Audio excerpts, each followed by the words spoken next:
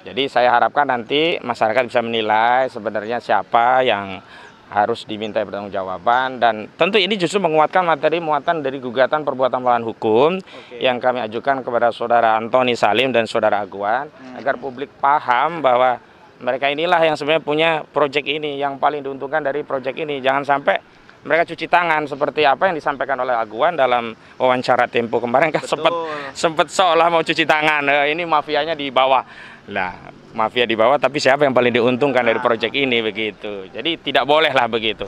Justru semua harus dimintai pertanggungjawaban dan diberi sanksi dan hukuman sesuai dengan porsi kesalahannya. Dan kalau kita bicara pertanggungjawaban terkait siapa yang paling diuntungkan dari proyek ini, ya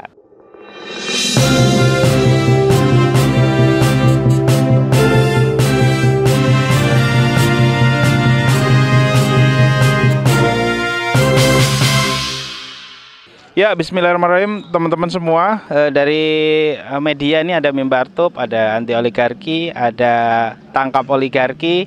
Kemudian ada media dari Berita Viral yang hari ini meliput langsung kita di daerah Pontang. Ini di kecamatan bersama Bang Ahmad Khazinuddin. Yang insya Allah pada besok hari Senin tanggal 16 Desember 2024 akan ada sidang perdana rakyat versus Aguan, dan beliau adalah salah satu pengacaranya. Baik, yang pertama mungkin pertanyaannya, kita di sini dalam rangka apa, Bang? Ya, jadi kita di sini dalam rangka memenuhi undangan itu apa namanya, Musyawarah Rakyat Banten, gitu ya. Musyawarah Rakyat Banten yang diadakan di Aula Kecamatan Pontang, Kabupaten Tangerang, Provinsi Banten. Dan hari ini saya alhamdulillah sudah sampai di lokasi, dan begitu banyak peserta Musyawarah Rakyat Banten ini mengkonfirmasi memang masalah PIK 2 ini, proyeknya Aguan ini benar-benar telah menimbulkan kerugian yang dampaknya langsung dirasakan oleh masyarakat. Jadi kalau mau bicara tentang dampak dari proyek PIK 2 itu ya kita tinjau langsung ke masyarakat, termasuk yang ada di Pontang ini. Bukan kita rujuk Mu'annas Salaidit, rujuk Yoris, kemudian merujuk Hendro Priyono, enggak. Jadi yang kita lihat adalah apa yang dirasakan langsung oleh masyarakat yang terdampak. Dan hari ini memang kenapa mereka mengundang saya untuk mengadakan musyawarah rakyat Banten, ini juga adalah bagian dari rangkaian mitigasi untuk proses pembuktian perkara 754 di Pengadilan Negeri Jakarta Pusat, di mana memang kami menggugat ya, ada 8 pihak ya, di antaranya ada Aguan dan Antoni Salim. Nah, masalah ini harus diketahui oleh publik bahwa Aguan dan Antoni Salim itu adalah pemilik saham mayoritas di Pantai Indah Kapuk 2. Sehingga ketika ada masyarakat ya dibenturkan misalkan dengan aparat, oknum, preman dan sebagainya, kita jangan kemudian beradu dengan yang di bawah. Tapi kita harus melihat bahwa proyek Pantai Indah Kapuk 2 ini yang paling diuntungkan adalah saudara Sugianto Kusuma atau Aguan dan Antoni Salim. Nah, Salim Group itu kan pemegang saham, juga Agung Sedayu Group pemegang saham, sehingga mereka yang paling diuntungkan dari proyek ini harus kita mintai pertanggungjawaban terhadap kerugian yang ada dalam proyek ini. Dan memang kita masuk core gugatan perdata perbuatan melawan hukum, dan ke depan kita akan mempertimbangkan gugatan PT UN ya terkait kebijakan PSN-nya. Dan tentu saja ketika kebijakan negara sudah berpihak kepada rakyat, tidak menutup kemungkinan kita juga akan proses secara pidana pelanggaran-pelanggaran hukum yang terjadi dalam proyek Pantai Indah Kapuk 2. Begitu.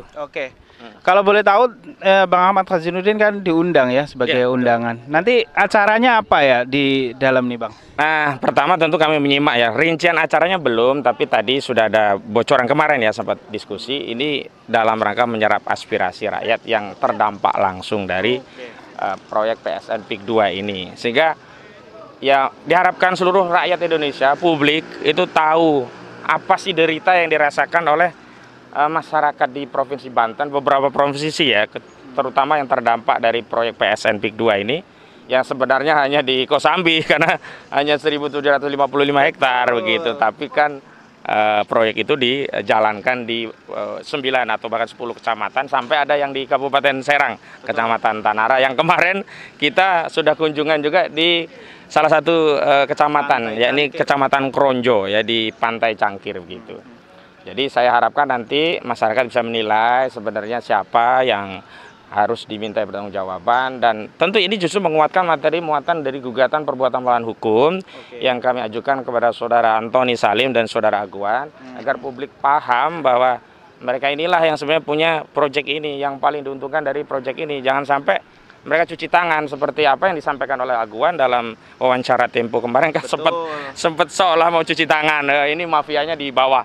Lah, mafia di bawah, tapi siapa yang paling diuntungkan dari proyek ini, begitu. Jadi tidak bolehlah begitu.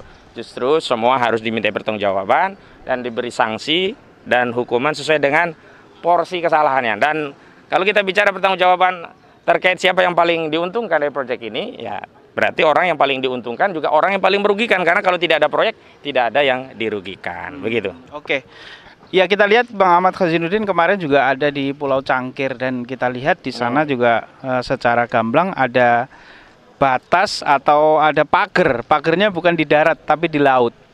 Di laut dipagerin di sana, dan kata masyarakat itu adalah bagian dari PSN PIK 2 yang dibangun oleh Aguan. Nah, tanggapannya Bang Ahmad? Nah, justru itu kan sebenarnya bukti nyata ya, ada pelanggaran dalam pelaksanaan proyek yang di luar wilayah PSN, ternyata mereka berlakukan sebagai proyek seolah-olah PSN. Dan sebenarnya pemerintah harusnya melakukan proses untuk melakukan penyelidikan, ya audit atau investigasi lah. Dibentuk oleh tim pemerintah yang bisa menilai secara langsung. Dan itu langsung ke lokasi yang terdampak. Jangan datang ke abdesi, jangan datang ke lurah-lurah yang selama ini menjadi corongnya Aguan. Jangan, datang langsung kepada rakyat, dengar apa yang dirasakan rakyat, keluh kesah rakyat, dan lihat langsung itu. Ada ya fasilitas publik laut yang sebenarnya itu menjadi hak publik, dihalangi, sehingga nelayan terhalang untuk bisa melaut sebagaimana mestinya, begitu. Oke. Terakhir nih Bang Ahmad Khazinuddin. Udah ada sudah ada sebentar lagi ya ini. Mungkin terakhir nih kepada masyarakat Banten lah ya, khususnya yang paling terdampak, atau Tangerang lah yang paling terdampak dengan PSN ini, apa harapannya Bang Ahmad Khazinuddin? Jadi yang pertama, saya harapkan kepada seluruh masyarakat untuk memahami persoalan ini jangan mau dibodoh-bodohi ya. Misalkan, nah ini kan sudah terbongkar PSN-nya hanya di 1755. Selama ini kan narasinya seolah-olah PSN itu diberlakukan ke seluruh wilayah yang jadi proyeknya Agung Sedayu, jadi proyeknya PT Pantai Indah Kapuk ini kan. Sehingga masyarakat seolah-olah kalau mau protes, mau melawan, khawatir, takut, cemas karena seolah-olah melawan proyek negara. Padahal tidak ada proyek negara. Yang diberi status PSN hanya di 1755 hektar yang ada di Kecamatan Kosambi. Selebihnya itu proyek murni swasta. Karena murni swasta harus ditanyakan apa dasar hukumnya, SIPPT-nya bagaimana, ya RUTR-nya apakah sudah sesuai, RTEW ya, rencana tata ruang dan wilayah, termasuk rencana detail tata ruangnya apakah memang boleh wilayah-wilayah ini dijadikan properti ya, dijadikan bisnis properti atau perumahan atau kompleks. Kalau kita lihat cek dari RT/RW-nya kan semua itu rata-rata jalur hijau untuk pertanian gitu, nggak boleh untuk industri properti. Bahkan ini termasuk menjadi salah satu lumbung pangan. Kalau kita kembalikan dengan statement dari Nusron Wahid, kebijakan dari Presiden Prabowo, justru PSN itu kan harusnya yang mendukung lumbung pangan. Nah kalau ini PSN-nya justru menggusur lumbung pangan, ya nggak sejalan gitu. Nah yang kedua, jangan takut, jangan khawatir, harus berani.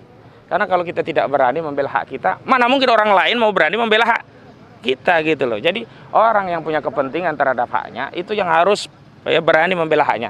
Sementara kami ini membantu sifatnya. Tapi yang kami tegaskan bahwa kami menggugat itu bukan untuk kepentingan pribadi.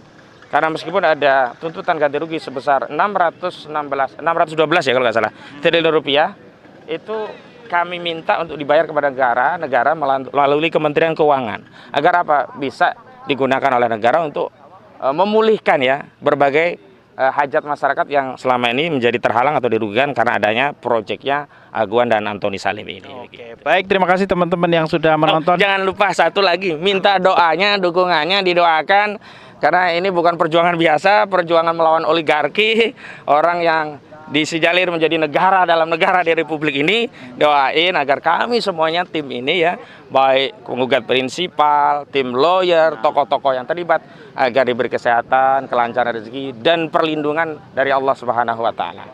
Sebab kalau Allah sudah melindungi kita, tidak ada satupun makhluk yang bisa mencelakakan kita. Gitu. Baik, terima kasih yang sudah menonton. Wassalamualaikum warahmatullahi wabarakatuh.